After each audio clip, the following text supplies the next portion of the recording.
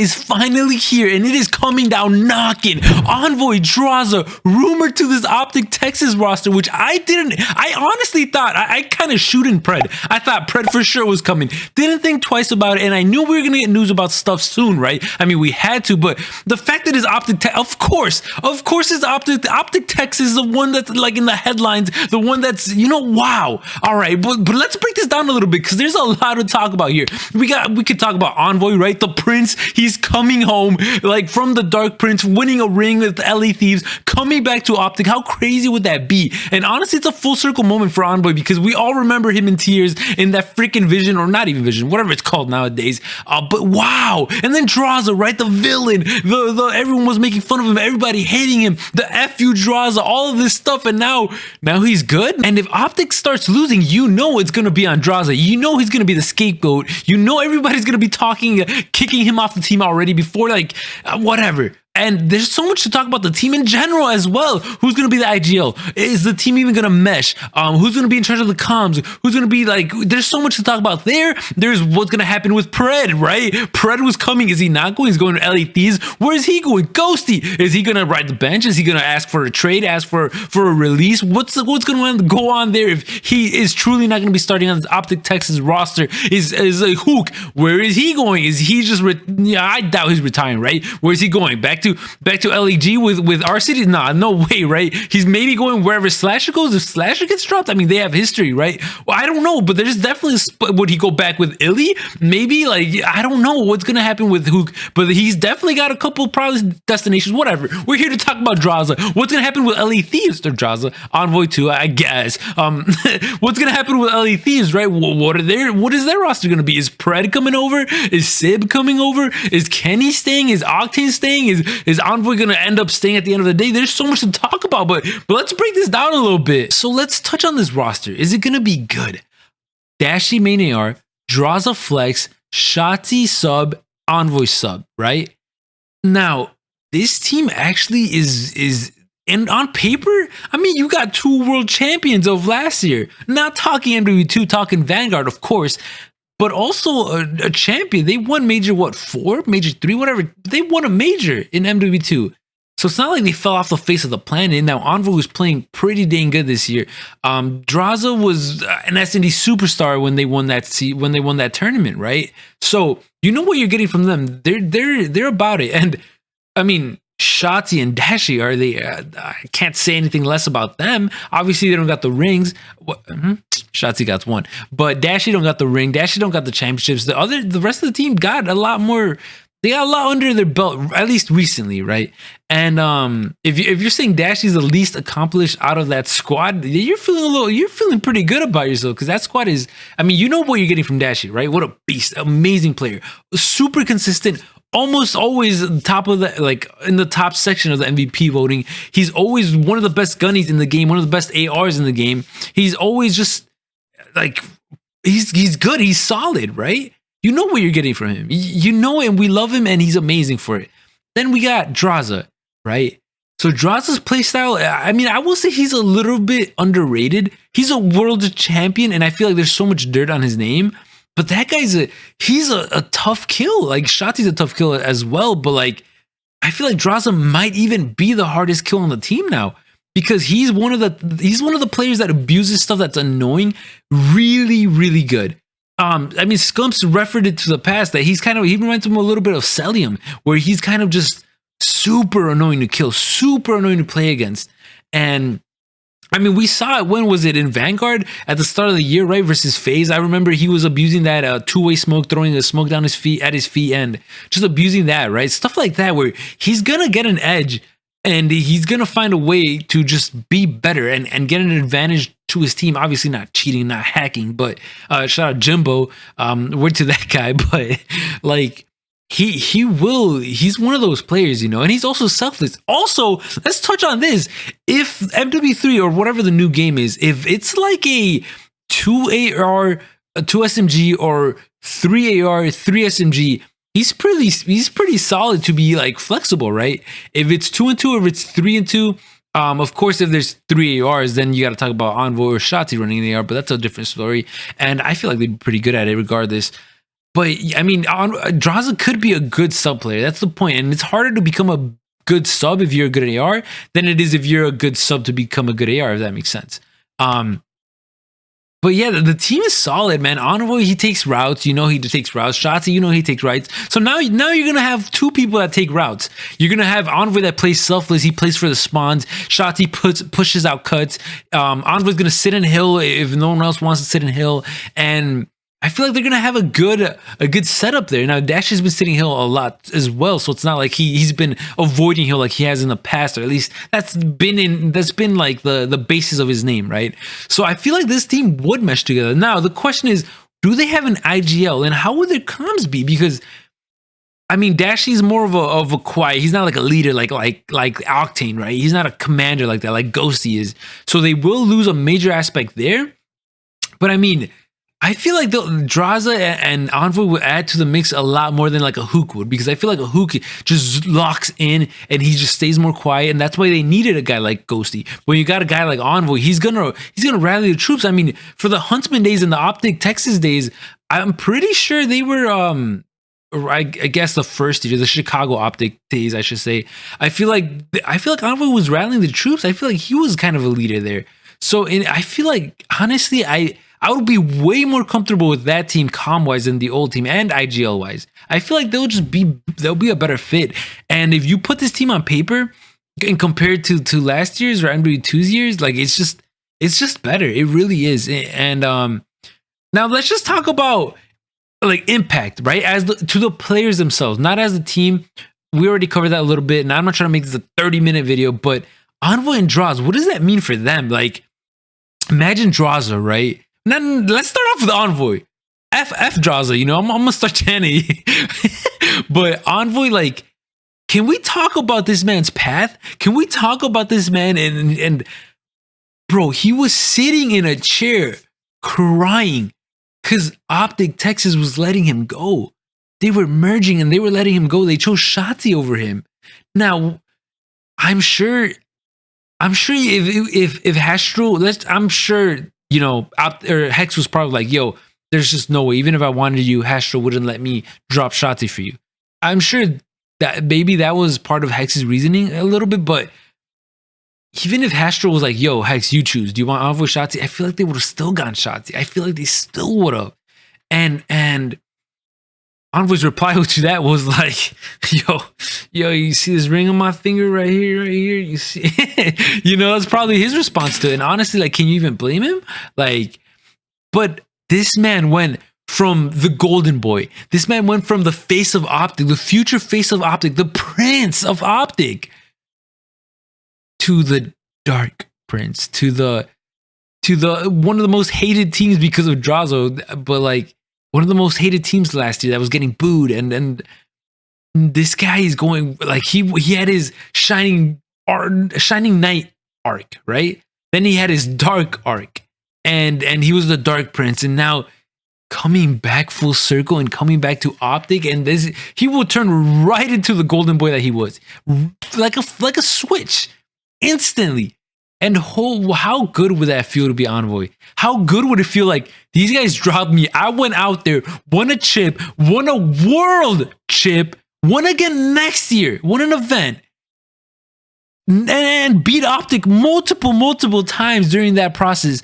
And now they call him Papa. Yeah, now they call him, like, dude, Envoy, that would be so good. And obviously he fits so well with all of his Optic, not even just the roster, but the organization itself. And he represented what Optic means to people, you know? That's crazy to me. But shout out to Envoy, man. That he's cheesing right now. He got the call from Hex and he was cheesing, I promise you. Or maybe he's the one that reached out to them. Now let's talk about Drazah. This guy's also, his life's a movie if he joins Optic, man. He literally, the #1 most hated player, is gonna become one of the most loved players, especially if he plays well. Like, if he goes out there and he shows out and he plays well, they're gonna love him. And Jesus, like, it's gonna be from F you Drazah to like suck me Drazah. You know, like, they're gonna have to come up with something, because they're gonna be loving this guy if he's going off for them. And of course, if he's not going off for them, if he's dropping a couple stinkers, then it's gonna be tough to be Drazah, because then it's gonna be like, oh, this is why we hated you, you know, because you suck, and it could not even be his problem. It could not be his fault at all. But you know, he's gonna be the scapegoat. He's gonna be the scapegoat of this team, and there's nothing he can do about it. But it is what it is. All right, enough of this roster. Let's talk about more about what happens with other people because of this. What dominoes fall because of this? The biggest one is Pred. What happens to Pred? Now, Pred obviously is going to be fielding calls left and right from multiple teams, and he could do whatever he wants, right? This guy's a superstar. He can stay in Seattle. He can go to LA Thieves. He can go to just any team that wants him, really. Besides maybe like a FaZe if they don't want to make a roster change. Besides maybe a New York because they just won a world championship. And now the stuff with Toronto's coming out. Oh my god, I gotta make a video about that. But that's a whole different thing. I'm gonna go on for another hour. I mean, this is long as it is, you know what I'm saying? But like Pred would be insane to not even field these offers and just sign to Optic. So it would be a good play if Optic was knocking on his door, and either ways he wanted to wait. But the fact that he wasn't even Optic's first choice is what's mind-boggling to me. That's what's kind of crazy to me. Now, we know what Pred is. Pred is amazing. He's the rookie of the year. He's one of the best players. He's won an event already. And one of the most consistent players. He was, what, like top 5 in MVP voting without winning an event and his team doing horrible? Like, that's how good this guy was backpacking Surge. He was all. He was everything. The fact that Optic isn't you know, on their knees, you know? Like, that kind of tells you something. Like, I mean, maybe they could just have more interest in Envoy, right? Obviously, there's so many connections there, but I don't know, man. People criticize Pred's playstyle a little bit, but I mean, let's just be honest here. They criticized Hydra's before he, like I said, bro. When people got a ring on their finger, no, but so Pred, I mean, I assume he's gonna go to a good team. Like, he's not gonna go to like London. Obviously, he's gonna go to a good paying, first of all, and a good organization, and that involves maybe like in LEG. So much stuff happening there, right? What happens to London? What happens to LEG? What happens to Rokkr? Because Rokkr would be a good organization to go under, and they pay well, but what's going on there? Are they rebranding? Are they you know, getting a parent company? Like, what's going on there? I don't know. There's so many question marks.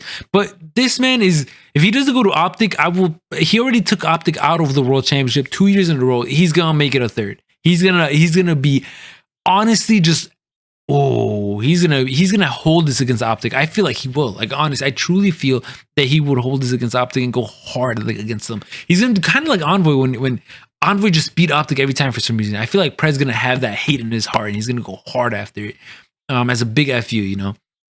Now, Ghosty's like, does he stay on the bench? Is he gonna? Because let's be honest, if he doesn't get on a FaZe, if he doesn't get on an Optic, if he doesn't get on one of these top tier teams, is it better just to wait out Optic and see if that doesn't work out? And let's be real, if he sticks it out in Optic's bench and Optic's winning a chip, and he knows that he's not going to be put in, there's a couple majors. I mean, he could ask Hex, yo, man, like, you guys are doing way too good. You're not going to need me. Can you just let me go? I feel like they'll do it. I feel like if they're having success, if they're doing really good, they'll be like, yeah, man, like, go for it. We'll let you go now. And I mean, I'm sure they'll pay him pretty good to sit on the bench for them, because he's a good player, and they know he's a good player, and he knows he's a good player.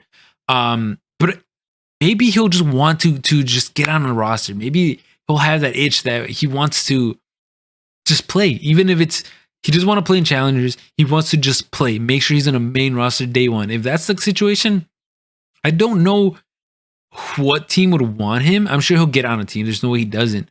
But I don't know how he'll play as well. Because remember, this guy was putting crazy stat lines. I mean, what was that guy? The guy from aBeZy. He was putting aBeZy numbers. This guy was not what he was in Optic. That's not his natural role. That's not what he was playing when he was playing in challenges and piecing people up. He was playing more of a takeover role. He was playing more of a superstar role. And if he's not an Optic, maybe he goes back to that. Maybe not. I don't know. So I'm curious, because imagine if Optic drops him, he goes to a team like Toronto, and he just becomes an MVP player and just destroys like, imagine. Oh my god, I don't even want to imagine.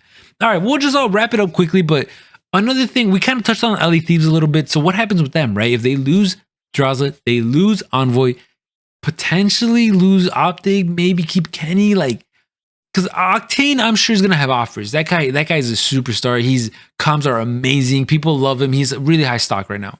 Kenny, probably the lowest stock he's had in years. I mean, he had a really iffy, kind of the scapegoat of this year, of MW2's year. Like, so I don't know. And the fact that eLLeY Thieves just threw the ball and have 4 freaking unrestricted free agents, why would you do that to yourselves? I don't know. Don't ask me, but they did.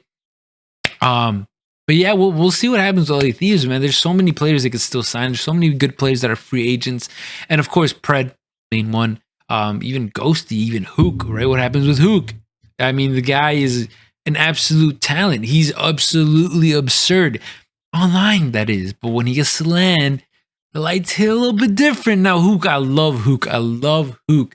I dreamed as a kid, yo, Optic, freaking, if he joined Optic with Scumpy, AW, like, he'd be insane. Like, I would dream, I would say, if Huke joined Optic, that'd be so dope. I would love that. And then he finally did.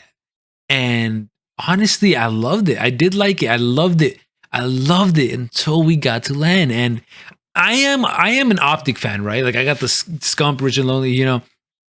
But I'm also just a fan in general of the league. I just love the league. I love players. I love teams. And there's certain teams I love more than others. But when it comes to Huke, I always pulled for him. Always wanted him to succeed. I was so happy when he won an LAG. I was so happy when he was doing his thing and got picked up by eLLeY Thieves. I was rooting for him when he got dropped by Empire. He's one of the players I root for. But just this year, he just couldn't deliver, man. He couldn't deliver on LAN. But I mean, he still had his gear. I mean, don't get me wrong, he had great maps, but he just overall wasn't there when we needed him.